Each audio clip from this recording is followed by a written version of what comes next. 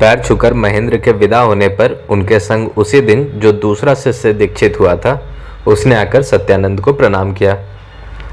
सत्यानंद ने उसे आशीर्वाद देकर बैठाया। इधर उधर की मीठी बातें होने के बाद स्वामी जी ने कहा, क्यों जी, भगवान कृष्ण में तुम्हारी प्रगाढ़ भक्ति है या नहीं? शिष्य ने कहा, कैसे बताऊं, मैं जिसे भक्ति समझता हूँ शायद वह भंडैती या आत्म प्रताड़ना हो। सत्यानंद से संतुष्ट होकर कहा, ठीक है, जिससे दिन प्रतिदिन भक्ति का विकास हो ऐसी ही कोशिश करना। मैं आशीर्वाद देता हूँ तुम्हारी साधना सफल हो। कारण तुम अभी उम्र में बहुत युवा हो वत्स। क्या कहकर बुलाऊं, अब तक मैंने पूछा नहीं।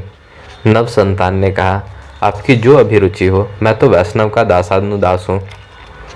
सत्यानंद, तुम्हारी नई उम्र देखकर तुम्हें नवीनानंद बुलाने की इच्छा होती है, अतः तुम अपना यही नाम रखो। लेकिन एक बात पूछता हूँ, तुम्हारा पहले क्या नाम था? यदि बताने में कोई बाधा हो तब भी बता देना, मुझसे कहने पर बात दूसरे कान में ना पहुँचेगी।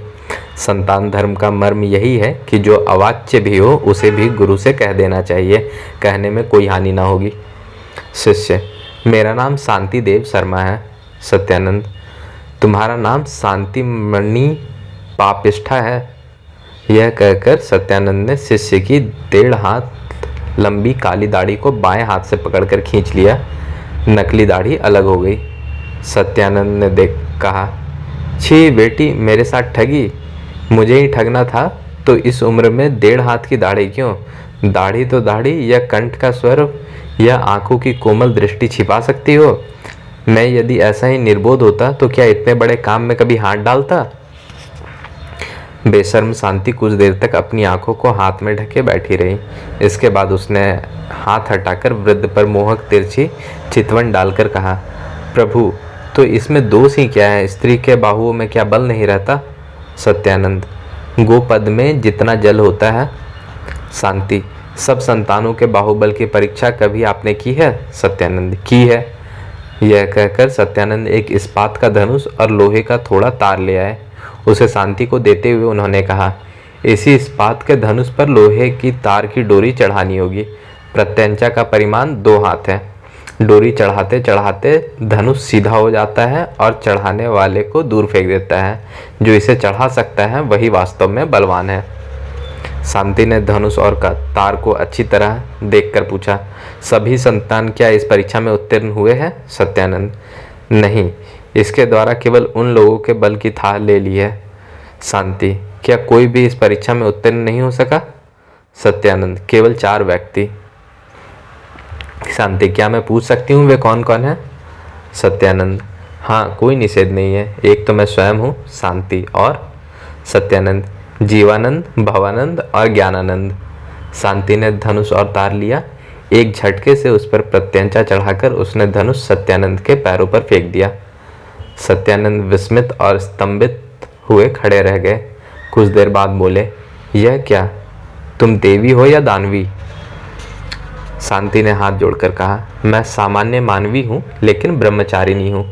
सत्यानंद, इससे क्या हुआ? तुम क्या बाल विधवा हो? नहीं, लेकिन बाल विधवा में भी इतनी बल नहीं होती। एक तो एकाहारी होती है। शांति, मैं सधवा हूँ। सत्यानंद, तो क्या तुम्हारे स्वामी का पता नहीं है?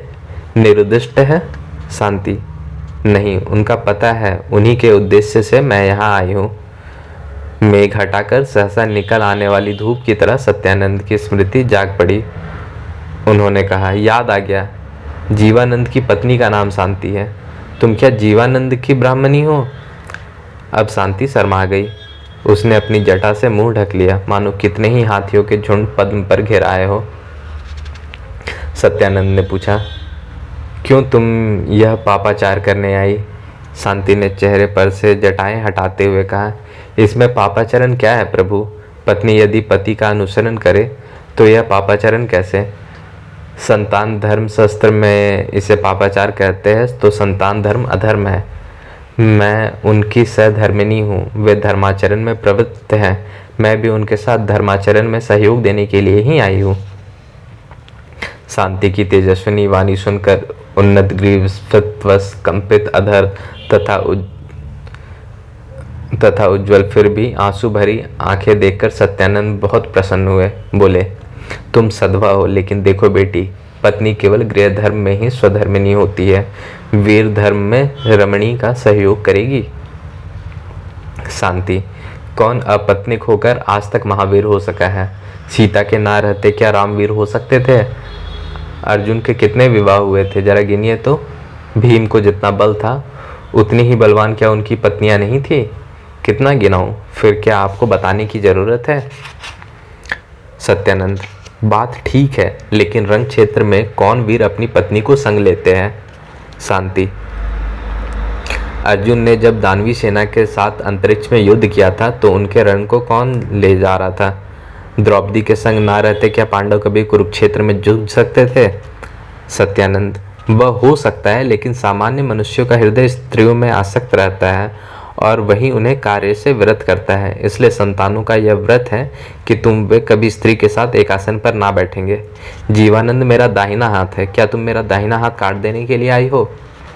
शांति ससम्मान से बोली, मैं आपके हाथ में बल बढ़ाने के लिए आई हूँ। मैं ब्रह्मचारिणी हूँ और प्रभु के समीप ब्रह्मचारिणी ही रहूंगी। मैं केवल धर्माचरण के लिए आई हूँ, स्वामी दर्शन के लिए नहीं। विरह यंत्रणा से मैं कातर नहीं हूँ। पतिदेव ने जो धर्म ग्रहण किया है मैं उसकी भगिनी क्यों ना बनूं, इसलिए आई हूँ। सत्यानंद, अच्छा तो कुछ दिन तुम्हारी परीक्षा करके देखूंगा।